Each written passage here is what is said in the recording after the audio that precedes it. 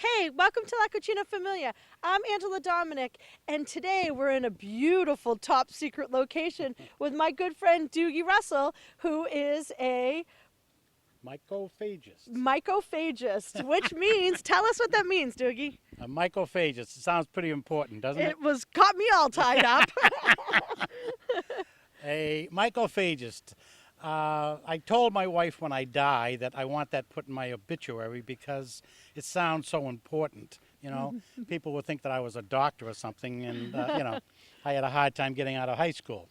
But anyhow, mycophagist is a person that hunts and eats wild mushrooms. So you're a big mushroom consumer, huh? I have been consuming mushrooms for 45 years and loving every minute of it, and I find more and more each year as I go along. Very nice. Tell me a little bit about how you find the mushrooms. I mean, here we are on the coast in this beautiful spot where, I mean, I wouldn't be walking around out here. Tell me a little bit about how you find your mushrooms. The particular mushrooms that we're looking for today are chicken of the woods and hen of the woods. Both of them grow on oaks, Okay. big oaks. And you're looking for an area like this here, like you see with these beautiful big oaks. And it's a hint to anyone that might have them on their property that if they keep their eyes open, they could have some wonderful mushrooms. So how do we know when we're out here looking around our trees what we're looking for? How do we know when they're edible or when they're poisonous or what we're looking That there for? comes with training. You just don't go out and start and become a mycophagist. Okay. There are old mycophagists, there are bold mycophagists, but there are no old, bold mycophagists. Eating a few too many things that didn't Yeah. agree, huh? Yeah. So I think we've got a nice mushroom right here behind us that we're gonna take a good look at. This And is so- a good size yep. hen of the woods, nice size. And to cut something like this, you have to have a good knife. looks like a fishing knife. This is my old filleting knife from the summer, and then in the fall it becomes my filleting knife for the mushroom. For the mushrooms. All right, And let's take a in order to look get under here. a mushroom like this is pretty rugged, so you just need a good knife to get underneath, make the cut.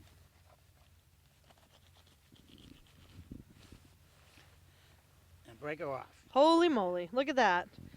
That's all edible. The whole mushroom is edible. And we'll just cut off a bit here. And we're taking that off, why? We're taking this off just so that you don't muddy up your car and get rid of any insects that might be on the bottom there. So The rest of that, break off a couple of leaves, a little bit of grass, and voila, that's all solid white meat and ready to eat. So all of this flesh down in here, oh, we got a friend here visiting. So all of this flesh down in here is all edible. It is, from Okay. the top to the bottom, yeah. So can you tell me when we're looking at this mushroom down here, what it is we're looking for to know whether this is fresh or whether this is ready to eat or whether it's too young or too old or anything like that? Can you tell me what we're looking for? One, you can go by the color of the mushroom. This is starting to tan out pretty well, and which is telling you it's on the verge of turning. Then you'll see white all over it, like a white powder, which is the spores Okay. dropping from these spore, the spore holes. Oh, along I the see bottom. what you're Look looking like at a here. sponge almost, you know? Yep. Okay. Now this is a fresh mushroom, and it breaks off nice, but it's a little gone by. When they break off like that, it's still edible, but the piece should break off and peel right down to a point. So this one is just about ready to can, but it is still edible. Something I wouldn't sell to a restaurant or a store. But would make a beautiful super stew. Wonderful, wonderful stew. Definitely. Beautiful. Yeah. I think we're going to go look around and see if we can find something else. Are we going to Now- pack this up in our basket? Yeah, we'll pack that up, but if I could just show you one more thing here. Sure. Let me Okay. drop this in my basket. This is one Ah, here, look at this. This almost looks like a truffle. and they disguise themselves pretty well at times. But this one is just starting, and you can see the color in this one is quite different from that. So and this, and I can feel it and tell it's a lot fresher, right? So this little tiny mushroom right here is Yep. going to grow into that big thing over there. It may. There's a certain feel that you get for them, and by feeling this one right now, I can tell this is going to stop. It's Okay. not going to go any further, so we're just going to reach underneath here and cut it. Bingo. And it's all nice, clean, white meat. Now Almost is- like a truffle. Now, that's what I thought. It looked a lot like a Yes. truffle. Yeah. Now, is this going to stop growing because of the time of year? Because we are getting into late fall. We could probably go another week or maybe 2, depending on the weather, and I can still pick right up, sometimes right up till November. Does frost affect the mushrooms? Frost helps the mushroom because it kills any worms that attack the mushrooms, and helps preserve it because it's like putting it in a refrigerator. Right. Well, that makes sense. Yes. All right. So do you see anything else you want to pick at before we start walking around and finding some other trees? This area we've kind of covered, but I'd like to go out front. There are more trees out there that we could check, and hopefully we'll come on something other than the hens. All right. We're going to take a walk. We're going to pack these up, and then we're going to go ahead and take a walk up through the woods and see what we can find. I really want to find some hens. And chickens. And chickens. These are hens. These are the hens. These are the hens. Yeah. We're looking for the chickens. I'm still learning about the wild local mushrooms. Here I don't have to disguise what I've been picking, only because this is private property, and nobody's going to come here except me. Right. So- Oh, these are Doogie's I do private secret trees. So from walking around out here in these beautiful woods, we've come across something really, really cool. Doogie, tell me what we got here. This is the chicken of the woods, or the sulfur shelf. Sulfur. Sulfur shelf. Why would they call it that? It looks like sulfur. It has that sulfur look, and it grows in shelves, as you can see here. See the different shelves right here, and it grows up. This is nice and fresh, as you can feel. It almost feels like meat. It does feel like All meat. chicken, right? Absolutely. And which tells you it's nice and fresh. It's a gourmet's delight. A lot of the restaurants love this because it adds so much to the plate when they're bringing it out in the gravy. It's orange and yellow and so forth. And a waiter will come out and have that on his shoulder, and the people look up, what is that?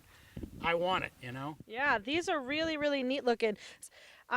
So you never know what you got out there. Get out into your yard, check it out. Find some really cool trees and pick some mushrooms. Then we're gonna head back to the kitchen. Now that we're back in the kitchen, we're gonna go ahead and put together an entire dinner party surrounding the wild mushrooms that we went out and foraged for. I was hanging out with Doogie, who's a mycophagus, I which think that's what. I I forget know, what huh? he said. It's a huge word. and all that means is that he's a guy who hunts and forages mushrooms, but he also eats them. So I thought that it would be kind of fun to put together an entire dinner party using these wild mushrooms that we find outside growing at the base of, well, Right outside, there's one right down the street. A huge one that's right down the street. Can I mean, you they're believe they're that? everywhere. I They're know. everywhere. It's awesome. They grow on oak trees. So if you see a big cluster of oak trees out in the woods, stop and pick some dinner. What the heck, right? So what we're going to do for dinner today, we're going to start with an appetizer, a puff pastry appetizer that are called palmieres. Traditionally, they're made with they're sweet, with like brown sugar and cinnamon. Yep. Sometimes people call them little jalapenios. dessert cookies. Right, little Yeah. dessert cookies. We're going to make them with the mushrooms. We're also going to make a butterfly pork tenderloin that Rob's going to cut and then I'm going to tie up. We're going to sear it off and put it in the oven. And as a side dish with this, we're going to make a nice creamy Parmesan polenta and a big rustic, we're using all our wonderful root vegetables, mushroom ragu. Yeah. All right, you ready to get started? Let's do it. All right, what we've gone ahead and done is we did a little bit of prep work ahead of time, just to, the tedious stuff. All we did in this bowl is what you call a duxelle. Now, a duxelle is something that you would find if you're eating a beef Wellington, the mushroom paste or puree that you would find inside the Wellington is a duxelle. This is just some hen of the woods, some chicken of the woods, both of the wild mushrooms that we're using today, as well as some onions and some shallots, some fresh thyme, and some white wine that we cooked all down and then put in the food processor and made into this nice paste. We're going to use the same duxelle to fill the tenderloins. But while you're cutting the tenderloins, I'm going to let you go ahead and do the meat so he can get yucky. I don't have to. I'm going to go ahead and do the nice tender part. I'm going to fill the puff pastry. So all you want is to give it a nice dollop in the middle and then spread it all around. We're going to do a couple of them so you can see the roll that we're using. We got to save some for the pork though. A couple big dollops there. That should be enough for the pork, huh? Oh, plenty. More than enough. All right. So I'm going to go ahead and spread these, Rob. You want to tell people what you're doing?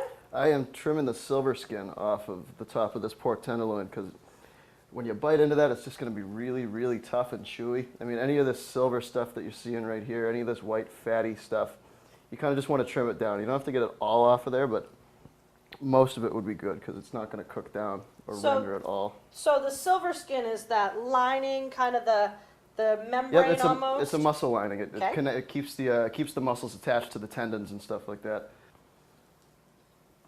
So usually your mushroom duxelle doesn't have this much color in it, but because we use the chicken of the woods, which are the orange and yellow mushrooms, it's got a very fall-looking color scheme to your mushroom duxelle.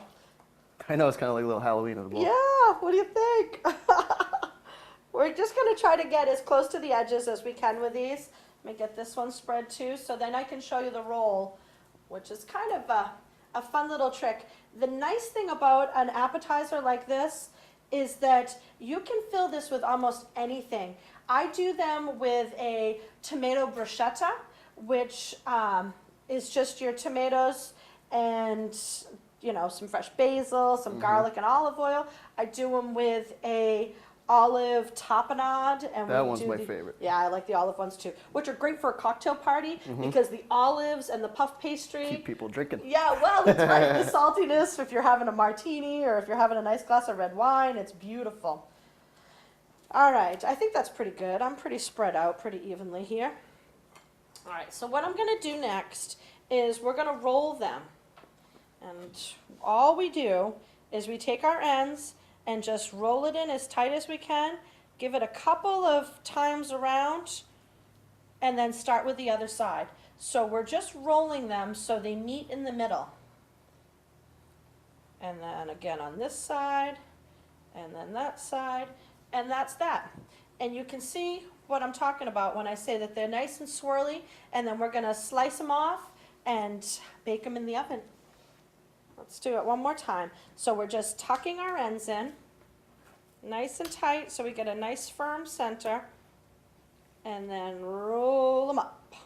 So we get about halfway to the middle, and then the same thing on the other side.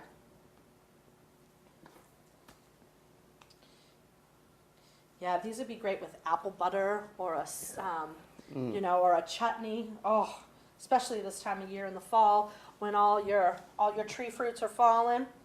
When all my favorite food comes Yeah, back. I know, me too. I'm gonna move this just a little bit so we can pull out our cookie sheet. Whoops. As we drop in a million things. We're just gonna put these right on a cookie sheet. Like I said, we're gonna take a slice on them. Just it's like a 1/2 inch. And then we lay them out. Whoop. I'm sticking to my knife there. All right. Wow, Angela, those look great. Yeah, they're going to be really fun. How long do they usually take to cook? About 6 minutes, 7 minutes. Well, that's even better. I mean, quick and easy. Right, that's Real what I'm quick and saying. easy. If you keep a box of the puff pastry sheets in your freezer, and even if you've got some tomatoes and some garlic in the house, or a can of tomatoes, you have some people stop over and you want to put together a quick appetizer,